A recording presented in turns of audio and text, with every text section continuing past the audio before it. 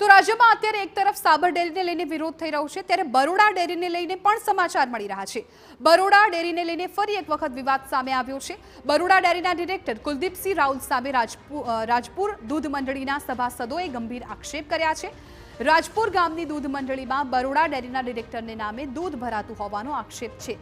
સભાસદે દાવો કર્યો છે કે ડિરેક્ટરનું રાજપુરમાં કોઈ ઘર નથી, તેમની માલિકીના કોઈ પશુ પણ અહીં નથી, તો તેમના નામે દૂધ કેવી રીતે ભરવામાં આવ્યું? આ મુદ્દે સભાસદ રાજદીપસિંહ પરમારે ડેસર પોલીસ મથકમાં કુલદીપસિંહ રાઉલ સામે તપાસની માંગણી સાથેની અરજી આપી છે। બીજી તરફ ડિરેક્ટર કુલદીપસિંહ રાઉલે બોગસ રીતે દૂધ ભરાયાના આક્ષેપને નકાર્યા છે।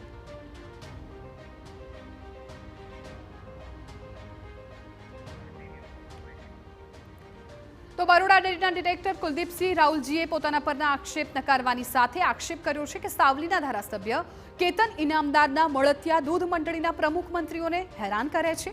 કુલદીપસિંહ રાઉલજીએ દાવો કરતા કહ્યું કે તેઓ ડરવાના નથી, ડેરીની ચૂંટણી લડશે અને જીતશે। આ તરફ ડેસર એપીએમસીના ચેરમેન રાજેશ પટેલે કુલદીપસિંહ રાહુલજી પર ગંભીર અને ચોંકાવનારા આક્ષેપ કર્યા। રાજેશ પટેલે ખુદ પોતે બોગસ મતદાનનો ભોગ બન્યાનું સ્વીકાર્યું કે ધારાસભ્યના મળતિયાઓ એન કેન પ્રકારે દૂધ મંડળીના પ્રમુખ મંત્રીને ફોન કરાવેલો, ભાઈ સાથે વાત કરો, મારા તરફે ઠરાવ કર્યો કે નહીં, એવી દાદાગીરી, દબાવવાનો, પોલીસ ફરી એમના ફંટારી આવ્યું કે તારી અમે એફઆઈઆર ફાડી, બધું ફાડી તો બતાવ।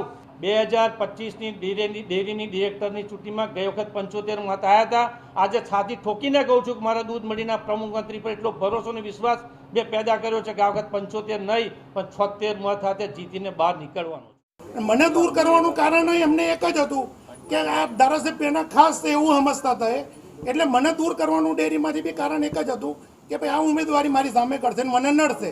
પણ એ 75-76 મતના ફડાકા મારે છે જે આ વખતે આવા દો પગની ધરતી નીચેથી ખસી જશે અને એને ક્યાંય જગ્યા નહીં મળે ડેસર તાલુકામાં। ડેરીને તમને આજે ચેલેન્જ કરીને કહું છું કે કુલદીપસિંહ રાહુલજી ઘેર ને ઘેર મારા સમર્થનને હું ખુલ્લા મારા ઘરના પૈસા ખર્ચીને બી આ વખતે એને ઘેર મોકલવાના